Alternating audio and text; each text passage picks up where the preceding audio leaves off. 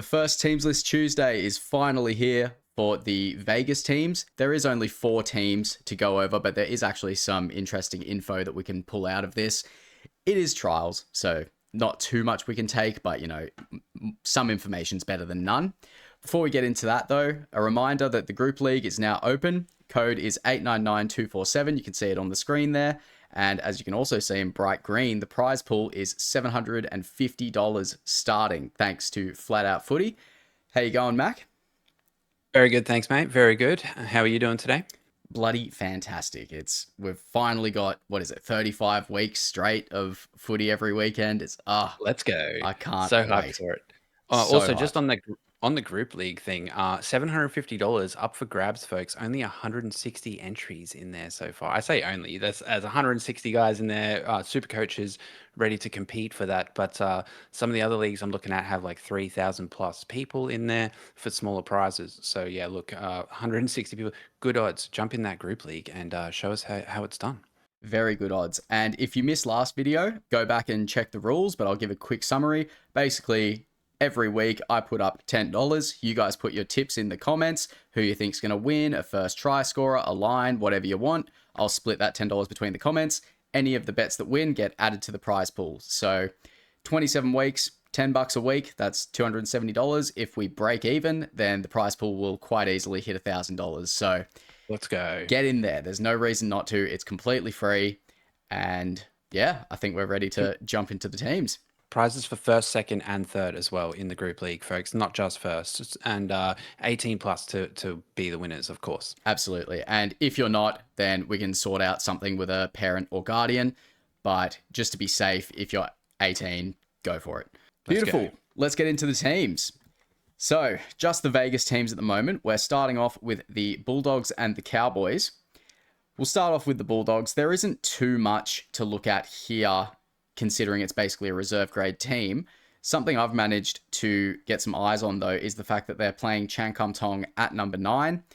If we see him play a decent amount of minutes, this could mean he could be splitting minutes with Bailey Hayward, who is a very popular option up there at hooker. I feel like people are kind of fading on him a little bit with the likes of Simpkin and Marty being available, Brandon Smith. It's actually not that dead of a position this year, but it'd be interesting to see him play. He didn't get many minutes at Manly, but he had a cult following there, so I'm sure the Bulldogs fans are going to love him. Other than that, not a whole lot interesting going on here for the Bulldogs. On the Cowboys side, a few things, a few names to note for sure. Definitely want to see how Helam Luki goes. Make sure he can get some solid minutes in. Make sure he looks fit because he is one to watch before the season kicks off. And then in the back, obviously, Jackson Purdue lining up at 6. Looks like they're going to be running with Purdue in the halves, and this is his chance to show everyone what that looks like. So keep an eye on him. If you're thinking about Purdue as the pod, he does have the CTW dual. So yeah, look, if he's looking good in the 6, then that's something to note for sure. But otherwise, yeah, don't really see too much going on in the Cowboys, except maybe we'll get a shot at seeing who has that center spot if Tom Chester is out for the first week or two. But it looks like his injury is going pretty good. So personally, I'm keeping Tom Chester in my team right now. Yeah, he's got that handy duel as well. It'll be, I imagine Clifford's only playing just because they've got Dearden on ice. They don't want to risk him. But yeah. I can't imagine they'd play Purdue in the 6 in trials just for the sake of filling up the halves positions. I feel like they probably are planning on playing him there, which might scare some Drinkwater owners, but it's a new year. Maybe it doesn't negatively affect him. Time will tell. Not me. Yeah. I got Drinky and I'm keen for it. Let's go. Yeah, I've been listening to a fair few other podcasts and there's a few other people high on Drinky. I'm slowly turning to it. It's just a little bit of money. And there's lots of people fading on him as well, bro. So everyone, by all means, fade Drinky. I'll take him as a pod any day. Let's get it. It's always good when the fullbacks in particular are very diverse and it's not just pick Teddy, pick Turbo, and maybe Ponga, and that's it. But yeah, we'll move on to the Dragons and the Knights. There's similar sort of thing going on here. For the Knights, we've got Fletcher Sharp in at 6. There's been a lot of conjecture about whether he's been training at center or wing or not. Apparently, people have seen him being trained on the wing, but the coach is like, no, he's playing 6, which we're seeing now. So I feel like the starting halves there are Fletcher Sharp and Sandon Smith. if round one was to start that way, that'd be great. I think I might have to get Sandon Smith in over Cameron Munster if he is starting and goal kicking. Maybe even if he's not goal kicking. I mean, it's either him or Ponga.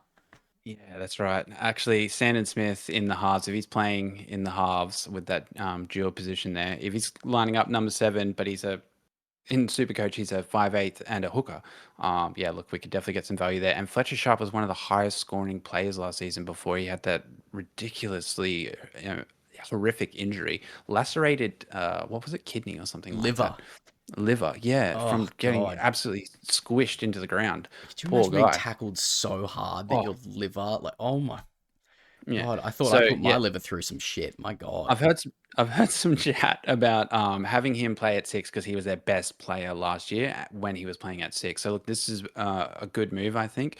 And if that's how they're doing it, then it makes sense to me. He's got to be with his hands on the ball a lot, so it's a great chance to have a look at him and see how he's going after that injury. And that on the Dragon side, though, it's almost like they've just got a free for all for this back five. Like they've put Sloan, Tui Piloto, Farley, Setu. They're all out there, all the names. We're not sure who's going to get the spot. This like looks like the trials are their final chance to prove who is going to earn the starting spot. What's good about that is surely we get one of them, Farley or Sedu too. I'm pretty sure everyone's convinced that one of them at least is going to be locked in. But imagine if we got both. I don't know how comfortable I'd be having 2 Dragons cheapies at center wing. No, I'm But not when doing they're that. bottom dollar, it's hard to say no to. There's others. You can mix it up. There's other center wing chivies in other teams. You don't have to get both dragons. And we'll stick on the Dragons for now. Both the Couchman boys are in there along with Jacob Halangahu. So definitely a few guys on the cusp gunning for that spot on the bench or starting. I can't exactly remember. I feel like if any of these guys get selected, so who's Toby Couchman's the good one, isn't he? The more expensive guy from memory, I think. If Oh, he man, gets I a don't know. starting spot, he is definitely an option. The other two, if they even get a bench spot, they're both very cheap, good options. A lot of people rating both of the Couchman brothers, so definitely keep an eye on those guys. Forwards for the Knights. We'll get a look at It's the Trey battle of Mooney. the That'll be good.